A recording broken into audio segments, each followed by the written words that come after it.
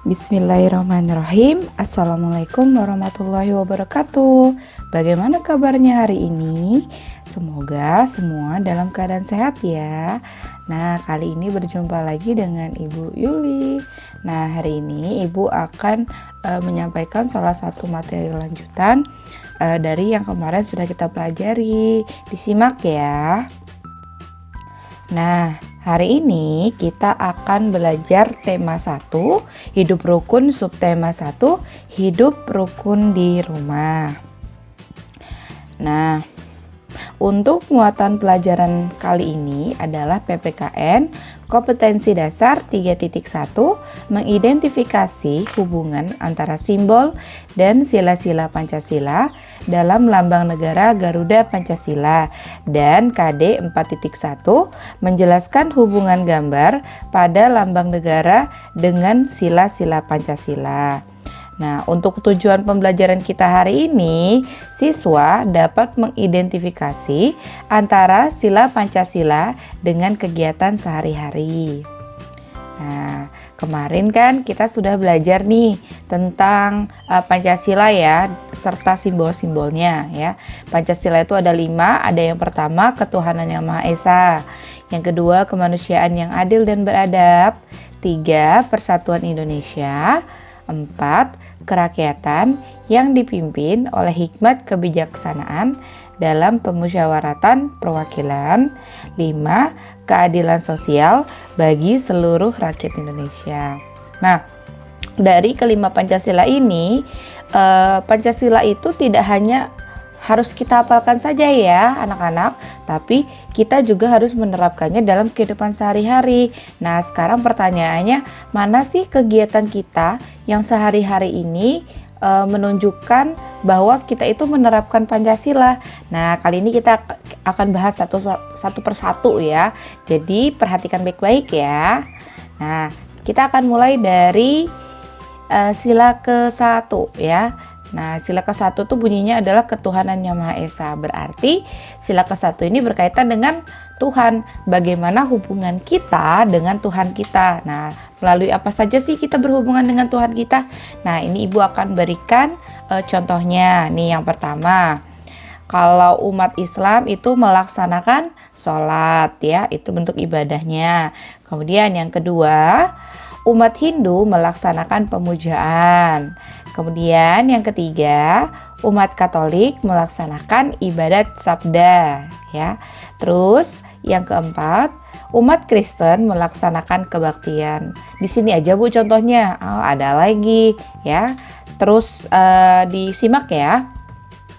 Nah, sekarang contoh yang lain nih, contoh kelima, umat Buddha melaksanakan sembahyang. Kemudian yang keenam, umat Konghucu melaksanakan sembahyang. Mirip ya, tapi beda agamanya ya. Yang satu Buddha, yang satu Konghucu. Kemudian Eko berdoa sebelum belajar. Nah, selain berhubungan dengan beribadah, ternyata ketika kita akan melakukan kegiatan apapun itu dan kita misalnya berdoa nih, berarti kita sudah menerapkan Pancasila yang pertama ya, sila ke-1. Dan yang terakhir adalah Uni berdoa sebelum makan. Nah, jadi ya setiap kita akan melakukan sesuatu, kan kita pasti berdoa ya, belajar berdoa, mau masuk rumah berdoa, mau jalan berdoa, ya itu adalah salah satu bentuk kita menerapkan sila ke-1 ya, ketuhanan yang Maha Esa. Nah, tadi kan contoh untuk sila ke-1 ya. Sekarang kita lanjut untuk sila kedua. Bunyi sila kedua adalah kemanusiaan yang adil dan beradab. Nah, sila kedua ini contohnya itu berupa sikap ya. Ketika kita saling menyayangi satu sama lain, entah itu dengan kakak, dengan adik, keluarga, teman, semuanya, itu berarti kita sudah menerapkan yang namanya sila kedua ya. Nah, di sini ada contoh-contohnya. Yang pertama, menemani adik bermain. Nah, itu juga ya. Kemudian menyambut ayah pulang bekerja. Kemudian meminjami adik buku. Kemudian membagi makanan dengan kakak. Lalu membantu ibu menyapu Dan terakhir, menemani kakek berolahraga. Nah, untuk contohnya sebenarnya banyak sekali ya. Tapi intinya untuk sila kedua ini adalah sikap ketika kita menyayangi orang seperti apa sih. Nah, itu berarti kita menerapkan sila kedua. Bu, kalau misalnya nih kita musuhan sama teman, berarti kita menerapkan atau tidak sila kedua? Oh, tentu saja tidak ya. Jadi ketika kita musuhan, kita berantem, itu berarti kita tidak menerapkan sila kedua. Nah, sekarang lanjut ya. Nah, selanjutnya adalah sila ketiga, bunyinya adalah Persatuan Indonesia. Nah, contoh dari sila ketiga ini berhubungan dengan kegiatan yang kita lakukan bersama-sama. Jadi kegiatan yang membutuhkan banyak orang. Jadi orang bersama-sama mengerjakan suatu hal, tujuannya supaya cepat selesai. Nah, ini menggambarkan sila ketiga. Di sini ibu akan memberikan contohnya. Yang pertama, membersihkan rumah. Nah, di sini digambar, kalian simak ya. Mereka sekeluarga sama-sama membersihkan rumah ya. Ada yang menyapu, ada yang ngepel, ada yang nyangkul ya, ada yang buang sampah. Nah, ini salah satu contoh penerapan dari sila ketiga. Kemudian, menyiapkan makanan. Nah, di sini biasanya kalau yang anak perempuan nih bantu ibunya masak ya. Jadi masaknya berdua atau nanti ada sama kakaknya bertiga. Nah, ini adalah salah satu contoh penerapan dari sila ketiga. Kemudian, nah, contoh yang lain adalah merapikan tempat tidur. Nah, biasanya kadang kan susah nih kalau masih kecil mau merapikan tempat tidur sendiri. Jadi kadang bisa dibantuin. Nah, ini adalah salah satu bentuk contoh penerapan dari sila ketiga juga ya. Dan yang terakhir, mencuci piring. Nah, di sini kalau kalian perhatikan nih, mencuci piringnya berdua ya, ada ayah sama anaknya. Nah, ini juga salah satu bentuk penerapan dari sila ketiga. Jadi intinya sila ketiga itu ketika kita bekerja bersama-sama, nah tujuannya supaya pekerjaannya menjadi lebih ringan. Nah, selanjutnya sila keempat. Nah, bunyinya kerakyatan yang dipimpin oleh hikmat kebijaksanaan dalam permusyawaratan perwakilan. Nah, untuk sila keempat ini, Bu, penerapannya seperti apa sih? Nah, coba kalau kalian perhatikan nih di gambar.